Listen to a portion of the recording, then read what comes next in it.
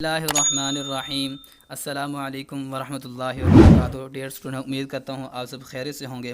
تو آج کا ہمارا لیکچر ہے ہجرت نبی صلی اللہ علیہ وسلم کی ایکسرسائز مشق کے حوالے سے۔ تو سب سے پہلے دیکھتے ہیں، اس کے اندر ہے مختصر جواب دیں یعنی جو شارٹ کویسچن ہوتے ہیں وہ۔ تو اس کے تقریباً یہ 4-5 جزء ہیں، تو ہم دیکھتے ہیں سب سے پہلا جز کیا ہے۔ ہجرت نبوی صلی اللہ علیہ وسلم سے کیا مراد ہے؟ ہجرت نبی صلی اللہ علیہ وسلم سے کیا مراد ہے؟ تو اس کا آپ کو میں ساتھ ساتھ آپ کو جواب بھی لگوا دیتا ہوں، تو یہ آپ اپنی کتابوں میں لگا لیں اور یہاں سے یاد کر لیں یہاں سے لگائیں شروع سے۔ اس وقت جب کہ دعوت حق کے جواب میں ہر طرف سے تلوار کی جھنکاریں سنائی دے رہی تھیں، حافظ عالم نے مسلمانوں کو دارالامان مدینہ کی طرف رخ کرنے کا حکم دیا، لیکن خود وجود اقدس صلی اللہ علیہ وسلم جو ان ستمگاروں کا حقیقی ہدف تھا، اپنے لیے حکم خدا کا منتظر تھا۔ یہاں تک یہ لگا لیں آپ نشان پہلے سوال کا۔ سوال نمبر 2 دیکھیں، رسول پاک صلی اللہ علیہ وسلم نے نبوت کے کون سے سال ہجرت فرمائی؟ ٹھیک ہے، تو اس کا جواب ادھر دیکھیں۔ نبوت کا 13واں سال شروع ہوا اور اکثر صحابہ کرام مدینہ پہنچ چکے تھے، تو وحی الہی کے مطابق آن صلی اللہ علیہ وسلم نے بھی مدینہ کا عزم فرمایا۔ یہ یہاں تک آپ نشان لگانے، یہ ہمارا سوال نمبر 2 کا جواب ہو گیا۔ ٹھیک ہے، حضرت امیر رضی اللہ تعالیٰ سے کون سی شخصیت مراد ہے؟ حضرت امیر رضی اللہ تعالیٰ سے، یہ دیکھیں یہاں سے اس بنا پر جناب امیر حضرت علی رضی اللہ عنہ کو بلا کر فرمایا، انہوں نے صرف پوچھا ہے کہ امیر رضی اللہ عنہ سے کون سی شخصیت مراد ہے، تو اس سے مراد حضرت علی رضی اللہ عنہ، لیکن اگر مزید مانگیں جواب تو پھر یہ آپ نے لگا دینا ہے۔ ٹھیک ہے، رسول پاک صلی اللہ علیہ وسلم نے حضرت علی رضی اللہ عنہ سے کیا ارشاد فرمایا؟ تو یہ اگلے انہوں نے سوال کے اندر پوچھ لیا ہے، تو یہ میں نے بتا دیا تھا پہلے۔ اس بنا پر جناب امیر حضرت علی رضی اللہ عنہ کو بلا کر فرمایا کہ مجھ کو ہجرت کا حکم ہو چکا ہے، میں آج مدینہ روانہ ہو جاؤں گا، تم میرے پلنگ پر میری چادر اوڑھ کر سو رہو، صبح کو سب کی امانتیں جا کر واپس دے آنا۔ یہاں تک یہ ہمارا جواب ہو گیا سوال نمبر 4 کا۔ آگے ہاں دیکھیں 5، حضرت اسماء رضی اللہ عنہ کون تھی؟ اسماء رضی اللہ عنہ حضرت ابوبکر صدیق رضی اللہ عنہ کی بیٹی، حضرت عائشہ صدیقہ رضی اللہ عنہ کی بہن تھی۔ ٹھیک ہے، آگے واؤ دیکھیں، قریش نے رسول پاک صلی اللہ علیہ وسلم اور ابوبکر صدیق رضی اللہ عنہ کو گرفتار کرنے کا کیا انعام مقرر کیا؟ تو اس کا جواب ادھر ہے۔ قریش نے اشتہار دیا تھا کہ جو شخص محمد صلی اللہ علیہ وسلم کو یا ابوبکر صدیق کو گرفتار کر کے لائے گا، اس کو ایک خون بہا کے برابر یعنی 100 اونٹ ہے، اس قدر یعنی 100 اونٹ، یہ تقریباً 5-6 لاکھ روپے کے بنتے ہیں آج کل کے دور میں، اتنی بڑی انہوں نے یہ انعام کی پیشکش دی تھی، یعنی 100 اونٹ انعام دیا جائے گا، تو یہ انہوں نے پیشکش کی تھی، یہ انہوں نے انعام دیا تھا رسول اللہ صلی اللہ علیہ وسلم کو اور ابوبکر صدیق کو پکڑنے کا۔ سراقہ بن جوشم کیسے تائب ہوا؟ یعنی کیسے اس اپنے عزم سے کیسے وہ پیچھے ہٹا، کیسے اس نے توبہ کی؟ ٹھیک ہے، تو اس کا جواب ادھر دیکھیں، یہ کافی لمبا ہے لیکن آپ کو بالکل مختصر سا لگاؤں گا۔ سراقہ بن جوشم نے سنا تو انعام کی امید میں نکلا۔ ٹھیک ہے، یہاں سے عین اس حالت میں کہ آپ سے روانہ ہو رہے تھے، یہاں تک لگائیں ایک لائن چھوٹی سی، پھر اس کے بعد آگے دیکھیں، اس نے آپ صلی اللہ علیہ وسلم کو دیکھ لیا اور گھوڑا دوڑا کر قریب آ گیا، لیکن گھوڑے سے ٹھوکر کھائی وہ گر پڑا۔ ترکش سے فال کے تیر نکالے کہ حملہ کرنا چاہیے یا نہیں؟ جواب میں نہیں نکلا، لیکن 100 اونٹوں کا گراں بہا معاوضہ ایسا نہ تھا تو تیر کی بات مان لی جاتی۔ دوبارہ گھوڑے پر سوار ہوا اور آگے بڑھا، اور اب کی بار گھوڑے کے پاؤں گھٹنوں تک زمین میں دھنس گئے تھے۔ یہاں تک صرف لگا لیں، آگے اور بھی جواب ہے لیکن یہاں تک صرف لگا لیں۔ یہ تو ہمارے جو مختصر سوالات ہیں ان کے جواب ہو گئے۔ آگے دیکھیں، متن کو مد نظر رکھتے ہوئے موزوں الفاظ کی مدد سے خالی جگہ پر کریں۔ حافظ عالم نے مسلمانوں کو دارالامان، تو یہ دارالامان سے آگے ادھر کیا آئے گا؟ کی طرف رخ کرنے کا حکم دیا، تو یہ ادھر آئے گا مدینہ۔ ٹھیک ہے، یہ ہے مدینہ کی طرف رخ کرنے کا حکم دیا۔ نبوت کا سال شروع ہوا اور اکثر صحابہ مدینہ پہنچ چکے، تو وحی الہی کے مطابق آن صلی اللہ علیہ وسلم نے بھی مدینہ کا عزم فرمایا۔ نبوت کا یعنی کون سا سال تھا کہ جب رسول اللہ صلی اللہ علیہ وسلم صحابہ کرام کو تو مدینہ کی طرف بھیج دیا تھا اور پھر اپنے لیے حکم خدا کا انتظار کر رہے تھے؟ تو 13واں سال تھا۔ ٹھیک ہے، ادھر دیکھیں یہ لکھا ہوا ہے 1300۔ ٹھیک ہے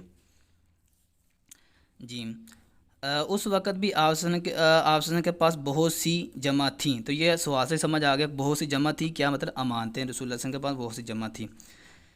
اس بنا یہاں آئے گا یہ سوال دیکھیں آگے، کو معلوم ہو چکا تھا کہ قریش آپ صلی اللہ علیہ وسلم کے قتل کا ارادہ کر چکے ہیں۔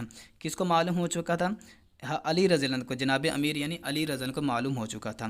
آگے ہاں دیکھیں، سے پہلے قرارداد ہو چکی تھی۔ یہ پہلے جب آپ نے چیپٹر کو پڑھا تھا تو اس سے آپ نے اچھی طرح پڑھا تھا کہ کس سے قرارداد ہوئی، یعنی رسول اللہ صلی اللہ علیہ وسلم کا ہجرت کے بارے میں کس سے مشورہ ہوا تھا، تو ابوبکر صدیق تھا۔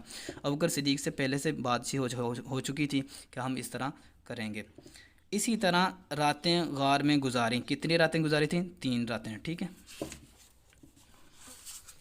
آگے دیکھیں، درج ذیل بیانات میں سے درست کی نشاندہی اور غلط کی نشاندہی سے کریں، ٹھیک ہے، یعنی درست کے آگے اس طرح لگائیں اور غلط کے آگے کراس لگائیں، ٹھیک ہے۔ اچھا الف دیکھیں، دعوت حق کے جواب میں ہر طرف سے تلوار کی جنکاریں سنائی دے رہی تھیں، بالکل درست۔ حافظ عالم نے مسلمانوں کو دارالامان حبشہ کی طرف رخ کرنے کا حکم دیا، غلط۔ نبوت کے 13ویں سال اکثر صحابہ مدینہ پہنچ چکے تھے، تو یہ جواب بتائیں۔ 13ویں سال صحیح ہے، تو صحیح ہے، یہ درست ہے۔ سب لوگوں نے ایک ہی رائے پیش کی، غلط۔ سب لوگوں نے مختلف رائے پیش کی تھی۔ ابو جہل نے کوئی اور رائے پیش کی تھی، کسی اور سردار نے الگ رائے دی تھی، شیبہ نے الگ، عتبہ نے الگ، ہر ایک نے الگ رائے پیش کی تھی۔ اہل عرب زنانہ مکان کے اندر گھسنا مایوس سمجھتے تھے، درست۔ فاتح خیبر کے لیے قتل گاہ فرش گل تھا، درست۔ حضرت ابوبکر صدیق رضی اللہ عنہ کا غلام رات کے بکریاں چرا کر لاتا تھا، درست۔ حضرت عائشہ صدیقہ رضی اللہ تعالیٰ عنہ گھر سے کھانا پکا کر غار میں پہنچا آتی تھی، غلط۔ بلکہ ان کی عائشہ صدیقہ رضی اللہ عنہ کی بہن تھی اسماء رضی اللہ عنہ، وہ غار میں کھانا پہنچاتی تھی۔ صبح قریش کی آنکھیں کھلیں تو پلنگ پر آپ صلی اللہ علیہ وسلم کی بجائے جناب امیر علی رضی اللہ تعالیٰ عنہ تھے، ٹھیک ہے، تو یہ درست ہے۔ نبی کریم صلی اللہ علیہ وسلم کے تشریف آوری کی خبر مدینہ میں پہلے پہنچ چکی تھی، یہ درست ہے، ٹھیک ہے۔ آگے ہمارا یہ 4 نمبر سوال ہے، دیکھیں، کالم الف میں دیے گئے الفاظ کو کالم با کے متعلقہ الفاظ سے ملائیں۔ الف کے اندر دیکھیں کیا کون کون سے الفاظ ہیں، دارالامان، دیانت، قتل گاہ، حماتن تلواریں، اور با میں دیکھیں جھنکاریں، فرش گل، چشم انتظار، امانت، مدینہ، یہ الفاظ ہیں۔ تو ہم نے کرنا کیا ہے ان کو ابھی، یعنی ادھر سے ملانا ہے، یعنی کون کس سے ساتھ اٹیچ ہوتا ہے، کس کے ساتھ اچھی طرح ملتا ہے، تو وہ یہ ہم نے کرنا ہے۔ دارالامان کون سی جگہ بن گئی تھی، تو وہ مدینہ بن گئی تھی، ٹھیک ہے۔ یہ دارالامان یہ مدینہ ہم نے بن گئی، پہلے کا آخری کے ساتھ، ٹھیک ہے۔ دیانت کا اس کا جو دوسرا ہوتا ہے وہ امانت ہوتا ہے۔ اور قتل گاہ یہ فرش گل بن گیا تھا، ٹھیک ہے، یعنی جو قتل کی جگہ تھی وہ فرش گل پھولوں کا بستر بن گیا تھا، بہت ہی اچھی جگہ بن گئی تھی۔ ہماتن یعنی ہماتن ہم نے شروع سے ہماتن پڑھا تھا، تو یہ چشم انتظار اس کا جواب آئے گا، ٹھیک ہے۔ تلوار، جنکاریں، ٹھیک ہے، یہ ہمارا 4 نمبر پورا ہو گیا۔ 5 نمبر دیکھیں، سبق ہجرت نبی صلی اللہ علیہ وسلم کا خلاصہ تحریر کریں۔ تو یہ آپ نے جو پورا جو پچھلے لیکچر کے اندر آپ نے سیکھا تھا، تو اس کو ہم نے یعنی خلاصے کے بعد دیکھیں خلاصہ ہوتا کیا ہے، کتنا کرنا ہوتا ہے۔ تو خلاصہ 1.5 اسٹوڈنٹ جو یعنی پورا چیپٹر ہوتا ہے اس کا 1/3 کرنا ہوتا ہے، یعنی 4 حصے کریں تو اس کا 1/3 کم از کم ایک پیج جو ہوتا ہے، جو رجسٹر کا ایک پیج ہوتا ہے اس کے اندر صرف آ جائے، اس کو خلاصہ کہتے ہیں۔ تو آپ نے اس پورے چیپٹر کا بالکل شارٹ یعنی مختصر چیزیں دیکھ کر آپ نے یاد کرنی ہے، وہ اس کا خلاصہ ہو جائے گا۔ یہ ہمارا 5 نمبر یہ سوال پورا ہو جائے گا۔ اور خلاصے کے متعلق بات ذہن میں رکھیں کہ یہ جو بورڈ کے اندر یہ 5 نمبر کا لازمی سوال ہوتا ہے، یہ پوچھتے ہیں، تو اس لیے آپ نے اس کا خلاصہ یاد رکھنا ہے۔ آگے دیکھیں 6، درج ذیل الفاظ و تراکیب کا تلفظ اعراب کی مدد سے واضح کریں۔ یہ جو الفاظ آ رہے ہیں یہ سوال نمبر 6 اور اسی طرح 7، 8، 9، 10 یہ جو سوال آئیں گے یہ ہمارے سوال ہوتے ہیں ایم سی کیوز کے اندر، تو اس لیے آپ نے ان کو اچھی طرح سمجھنا ہے۔ ایم سی کیوز کے اندر پوچھ لیتے ہیں کہ اس کا اعراب لگائیں، اعراب کیا ہے اس کا، ٹھیک ہے۔ تو اس کا دیکھیں، حافظ عالم، یہ لفظ کیا ہے، حافظ عالم، ٹھیک ہے۔ آگے دوسرا دیکھیں، وجود اقدس، یہ جس طرح میں پڑھ رہا ہوں اسی طرح ہیں ان کے، آپ میں اعراب کے ساتھ ہی صحیح طرح پڑھ رہا ہوں، تو آپ نے اس طرح ذہن میں رکھ لینا ہے، وجود اقدس۔ تیسرا دیکھیں دارالامان، ٹھیک ہے۔ چوتھا قبائل، پانچواں محاصرہ، اور چھٹا ہے عداوت، عداوت مطلب دشمنی، ٹھیک ہے۔ بوسہ گاہ خلائق، یعنی تمام مخلوقات کی وہ چومنے کی یا بوسہ لینے کی جگہ بن گئی ہے۔ قتل گاہ، قتل گاہ یعنی وہ قتل کی جگہ۔ فرش گل، فرش گل پھولوں کا بستر وغیرہ، ٹھیک ہے، اچھا نرم بستر بن گیا۔ سوال نمبر 7، درج ذیل کے معانی لکھیں اور جملوں میں استعمال کریں۔ دعوت حق، دعوت حق کا مطلب کہ حق کی دعوت، اسلام کی دعوت، تبلیغ کی دعوت، یہ ٹھیک ہے۔ ہدف کا میں نے بتایا تھا نشانہ، معیوب بری بات، عیب دار سمجھنا، اچھا نہ سمجھنا، یہ معیوب اس کو کہتے ہیں۔ ترکش، ترکش یعنی بتایا تھا کہ جس کے اندر تیر رکھے جاتے ہیں، تیر رکھنے کی جو جگہ ہوتی ہے اس کو ترکش کہتے ہیں۔ خون بہا یعنی بہت زیادہ گراں قیمت، یعنی بڑی قیمت، بہت زیادہ اچھا بدلہ، یہ ہے ٹھیک ہے۔ آگے 8 نمبر آ گیا، دیکھیں جمع کے واحد اور واحد کی جمع لکھیں۔ تو یہ پہلا لفظ کیا ہے؟ ہدف، تو ہدف کی جمع کیا ہوگی؟ اہداف، ٹھیک ہے۔ جنکاریں، جنکاری جمع ہے تو ان کی اس کی واحد ہوگا جنکار، ٹھیک ہے۔ رائیں تو یہ جمع ہے تو اس کی اس کا واحد ہوگا رائے، ٹھیک ہے۔ زنجیر یہ واحد ہے تو اس کی جمع ہوگی زنجیریں۔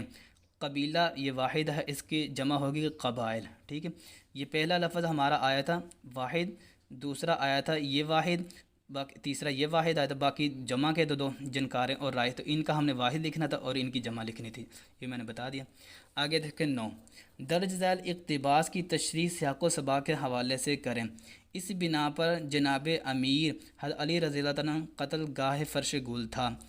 یہ سیاق و سباق کیا ہوتا ہے اسٹوڈنٹ؟ سیاق و سباق کا مطلب ہوتا ہے کہ پس منظر، یعنی اس کا پیچھے بیک گراؤنڈ کیا تھا اور آگے کیا تھا، آگے اور پیچھے کو دیکھ کر تو اس کے درمیان میں والا جو حصہ ہوگا، درمیان والی چیز ہوگی، اس کو ہم بالکل مختصر کریں، مختصر سے لکھیں، مختصر سے واضح کریں بیان کو، تو اس کو کہتے ہیں۔ یہاں سے دیکھیں انہوں نے یہ پیراگراف پوچھا ہوا ہے، اس بنا پر جناب امیر حضرت علی رضی اللہ عنہ کو بلا کر فرمایا، اور انہوں نے آخر میں انہوں نے دے دیا، لیکن فاتح خیبر کے لیے قتل گاہ فرش گول تھا۔ تو یہ انہوں نے 3-4 لائنیں دی ہیں، ان 3-4 سے پیچھے آپ نے دیکھنا ہے کہ پیچھے کیا بیان فرمایا تھا، اور ان 3-4 لائنوں سے آگے دیکھنا ہے کہ آگے کیا بیان فرمایا تھا۔ تو ان 3-4 سے جب آگے اور پیچھے دیکھیں گے تو ان کا پھر آپ نے ایک خلاصہ تحریر کر دینا ہے، اس کو سیاق و سباق کہتے ہیں۔ یہ ہمارا سوال کمپلیٹ ہو جائے گا، یہ بھی تقریباً 5 نمبر کا ہوتا ہے، یہ لازمی سوال ہوتا ہے۔ آخری دیکھیں رہ گیا ہے ہمارے پاس 10 نمبر سوال، درج ذیل تراکیب کے معانی لکھیں۔ یہ ایک انہوں نے جملے لکھے ہوئے ہیں، ان کہتے ہیں کہ ان کی معانی لکھیں، ان کا اصل مطلب کیا ہے۔ آستانہ مبارک، آستانہ بتایا تھا، آستانہ کہتے ہیں گھر مبارک کو، یعنی نبی صلی اللہ علیہ وسلم جہاں پر تشریف فرما ہوتے تھے، جہاں پر تشریف رکھتے تھے، اس کو کہتے ہیں آستانہ، تو یہاں سے مراد گھر مبارک، ٹھیک ہے۔ بوسہ گاہ خلائق، بوسہ میں نے بتایا تھا، بوسہ کہتے ہیں چومنے کو، گاہ جگہ کو کہتے ہیں، خلائق یہ مخلوق کی جمع ہے، تو یعنی ابھی اس جملے کا مطلب کیا ہوا؟ تمام مخلوقات کے لیے وہ چومنے کی جگہ، یا تمام مخلوقات کے لیے بوسہ لینے کی جگہ بن گئی ہے، ٹھیک ہے، وہ غار ثور، ٹھیک ہے۔ فرش گل، فرش گل بتایا تھا پھولوں کا بستر، تو اس سے مراد نرم بستر، اچھا بستر بن گیا تھا۔ گراں بہا بھاری قیمت، بہت زیادہ معاوضہ، اچھا معاوضہ، ٹھیک ہے۔